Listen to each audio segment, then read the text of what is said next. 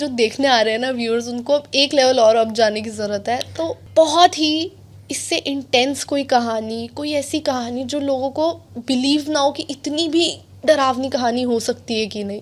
कहानियाँ तो बहुत सारी हैं, बट सिंस हम बात कर रहे हैं लेवल अप जाने की, ठीक है, सो हमने बात की जिन की, हमने बात की यक्षिणी की, अब हम बात करते हैं ब्रह्म राक्षस की। ठीक है। एक गांव हुआ करता था, ठीक है, और उसमें जो है एक फैमिली शिफ्ट होती है एक घर में। नीम के पास में एक घर बना हुआ था, कच्चा सा मकान था। ये जो स्टोरी मैं आपको बता रहा हूँ ये महाराष्ट्र की स्टोरी है, ठीक है। अब जो है महाराष्ट्र के पास में क्या रहता है कि आप देखोगे कि जो घर बनाते हैं वो बाड़े टाइप का रहता है, बीच में से खाली रहता है, और साइड में जो है वो घर रहते हैं। हमारे यहाँ पे भी कई जगह आपको ये, हमारे नाना घर ऐसे ही था, वरांडा वाला। हाँ, है ना, बरामदा वाले, है ना। तो उसमें बीच में ना एक पेड़ था, पीपल का पेड़। वहाँ पे उस घर में बीच में एक पीपल का पेड़ था। ऐसा कहा जाता था कि वो लगभग 200 साल पुराना पीपल का पेड़ था, ठीक है। और वो जो घर था उसके जो ऑनर थे वो कई साल पहले वहाँ से चले गए सारे लोग, और जो वहाँ पे रहता था उसकी डेथ हो गई थी, तो कोई उसका बचा नहीं था लेने वेने वाला। तो कई सालों से वो घर बंद पड़ा हुआ था। उसके बाद में जो है एक फैमिली जो कि बहुत ज़्यादा पैसे वाली नहीं थी, एक नॉर्मल ब्राह्मण फैमिली थी, उन्होंने ये घर खरीद दिया, ठीक है। शुरू में सारी चीज़ें बहुत अच्छी चल रही थी, कोई भी दिक्कत नहीं आ रही थी। लेकिन क्या हुआ कि एक दिन ये जो ब्राह्मण जो परिवार है जो यहाँ पे शिफ्ट हुआ था, इनमें इनके क्या है, 2 लड़के थे। ब्राह्मण था, उसकी वाइफ थी, और एक बड़ा लड़का एक छोटा लड़का, ठीक है। तो ये चारों लोग जो है वो उस गांव में, उस परिवार के वहाँ पे उस घर में रहा करते थे, ठीक है। अब एक दिन क्या हुआ कि जो ब्राह्मणी थी, मतलब जो वाइफ थी उसकी, उसने घर में खाना बनाया, ठीक है। खाना बनाया तो उसमें उसने डाला प्याज और लहसुन।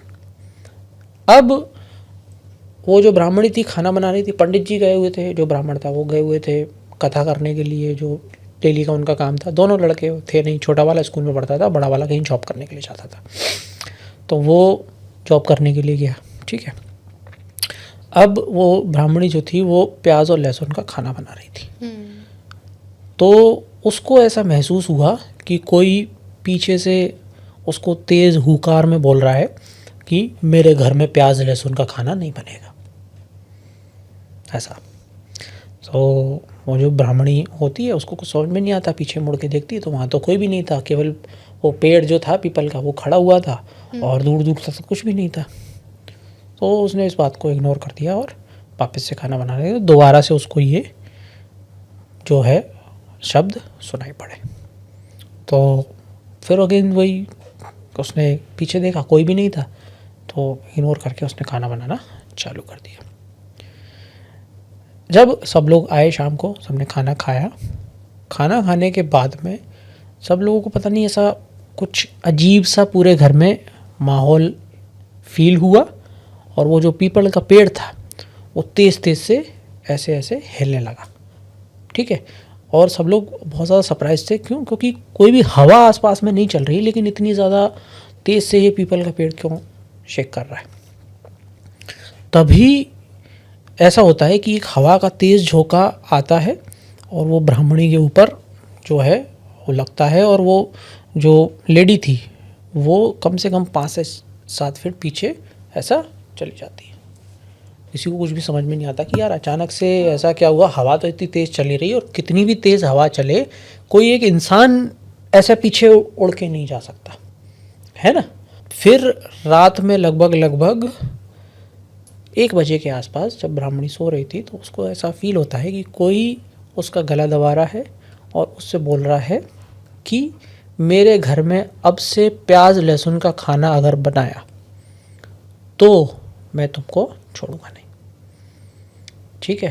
तो बहुत ज़्यादा डर जाती है, डर के उठती है, तो अपने पति होता है उसको बताती है कि यार ये तो ऐसा ऐसा मेरे साथ में कुछ हो रहा है यहाँ पे। तो पति बोलता है कि हो सकता है तुम्हारा ऐसे बहम हो रहा हो, तुमको कुछ ऐसा कुछ होता नहीं है जनरली। ठीक है, और सो जाते हैं दोनों। अब क्या होता है कि इनके 2 लड़के थे, एक बड़ा वाला एक छोटा वाला। बड़ा वाला जॉब करता था, छोटा वाला स्कूल पढ़ने के लिए जाता था।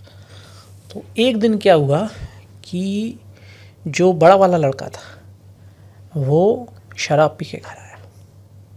शराब पी के वो घर आया, ठीक है। और जब वो घर के अंदर आया तो वो जो पेड़ था अगेन वो बहुत तेज़ हिलने लगा इधर से उधर। और वो जो बड़ा वाला लड़का था उसको ऐसा फील हुआ कि उस पेड़ के ऊपर कोई बैठा हुआ है, ब्राह्मण वेश में, धोती पहन के और जनेऊ धारण किया हुआ है और गुस्से से लाल आंखों में इसको देख रहा है, ठीक है, बहुत ज़्यादा मतलब गुस्से में। अब ये लड़का जो है वो वापस आता है, अपने बिस्तर पे सो जाता है। सिंस ये इतना ज़्यादा नशे में था कि रात में वो ब्रह्म राक्षस इसके पास भी आया, उसने इसको वार्न किया कि दारू पी के मेरे घर में मत आना, लेकिन इन भाई साहब को सुबह तक वो याद ही नहीं रहा, ठीक है। अगेन अब डे 2 है, ये फिर से दारू पी के आए, ठीक है। वो जो ब्रह्म राक्षस था वो ऑलरेडी बहुत ज़्यादा गुस्से में था, ठीक है। अब जब ये लड़का अंदर एंटर हुआ तो अगेन उसको दिखने लगा। इस टाइम पे इस लड़के के पिताजी, जो कि पूजा पाठ का काम किया करते थे, पंडित जी थे, वो भी वहाँ पे मौजूद थे। उनको भी इस बार दिखाई दिया कि कोई ब्राह्मण वेश में इस पीपल के पेड़ के ऊपर बैठा हुआ है और मेरे लड़के की तरफ बहुत ज़्यादा गुस्से से देख रहा है, ठीक है। इसके पिताजी को ये समझ में आया, लड़का तो होश में था ही नहीं, दारू पिया हुआ था। इसके पिताजी को समझ में आ जाता है कि यार ये जो है ये कोई सुपर नेचुरल एंटिटी है जो कि नाराज़ हो रही है मेरे लड़के के जो है दारू पीने की वजह से। अब पंडित जी थे, ये कथा वाले पंडित जी थे जो जाके और जनरल पूजा घर में करवाया करते हैं। इनको इन रिचुअल्स के बारे में कुछ भी नहीं पता था, ठीक है। अब जो है पंडित जी क्या करते हैं, हनुमान चालीसा का पाठ पढ़ना चालू कर देते हैं, ठीक है। तो ये जो ब्रह्म राक्षस था ये और ज़्यादा क्रोधित हो जाता है। और मैंने जैसे कि आपको बताया था कि ये और बेटर तरीके से जो है मंत्र और चालीसा का उच्चारण कर सकते हैं।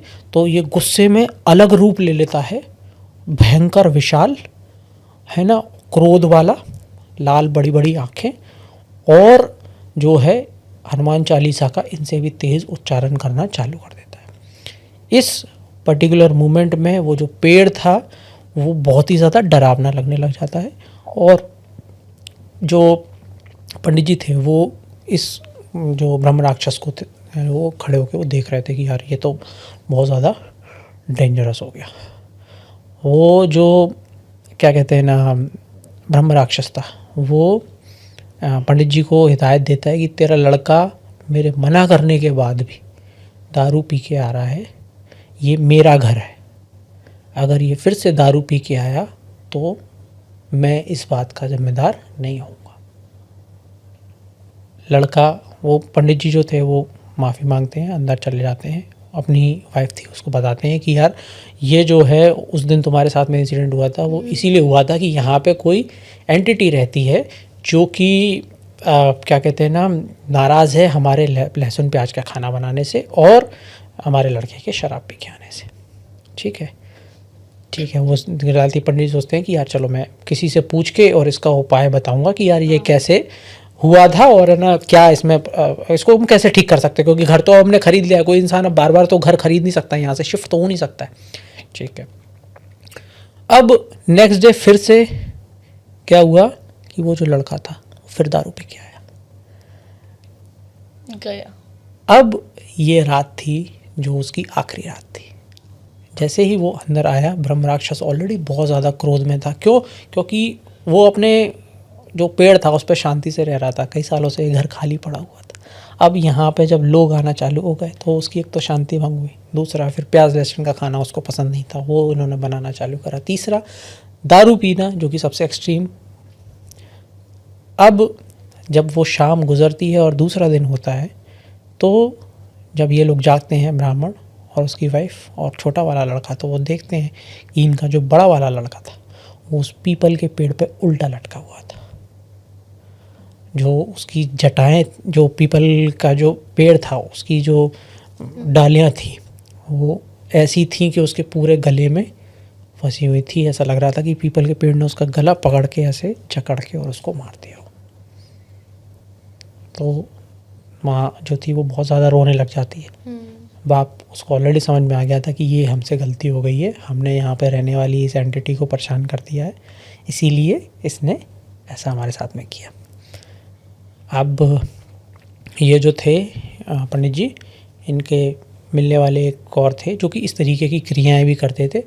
वो आते हैं, वो देखते हैं, देख के ही समझ जाते हैं कि ये जो है ब्रह्म राक्षस है।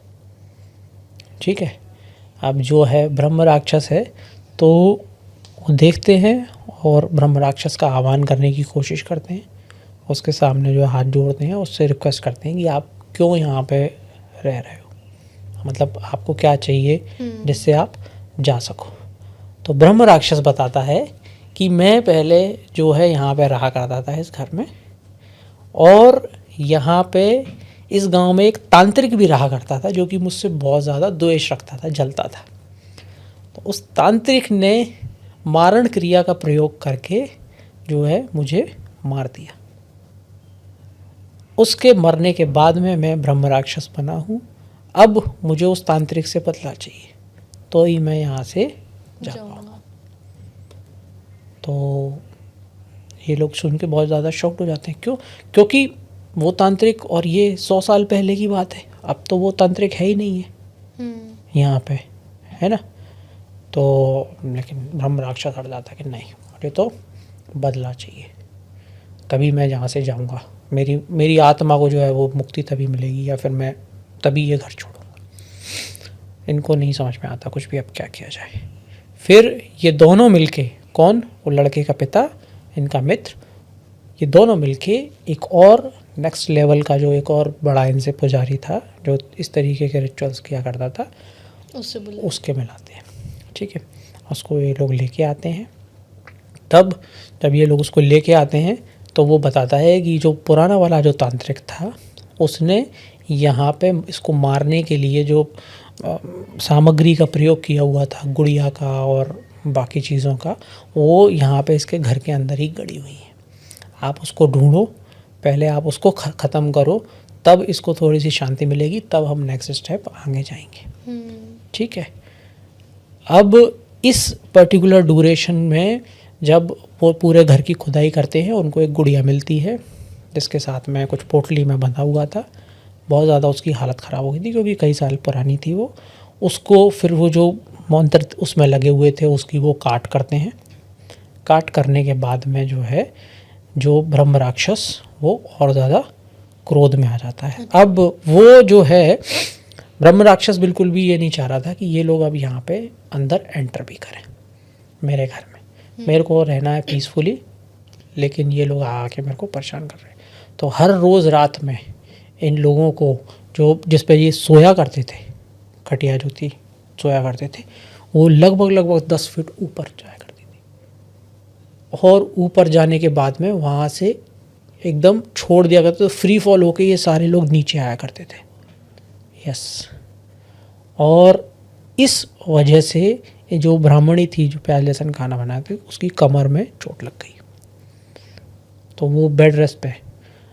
एक रात में ये जो ब्रह्म राक्षस था ये इस ब्राह्मण के सपने में आता है, बोलता है तेरा एक बेटा तो मैंने ले लिया, तेरे को अगर दूसरा जिंदा चाहिए तो तू तुरंत ये घर खाली कर दे।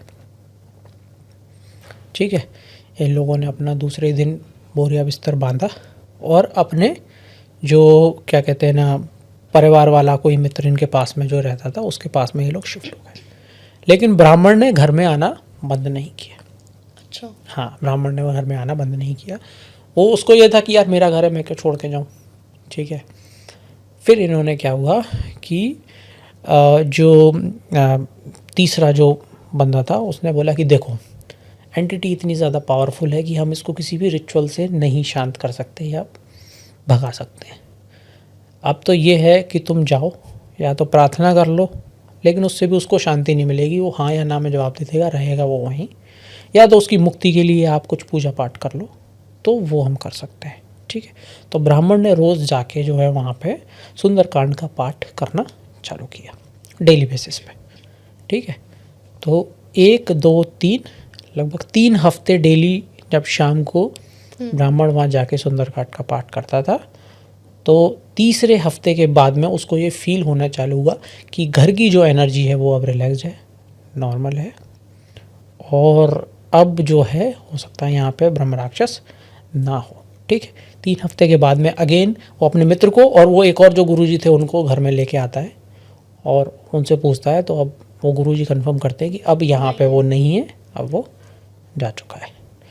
लेकिन the moral of the story is कि बहुत ज़्यादा पुराने घर जो पड़े हुए हैं बंद, सस्ते में मिल रहे हो तो बिल्कुल मत खरीदो, पहली चीज़। दूसरी चीज़,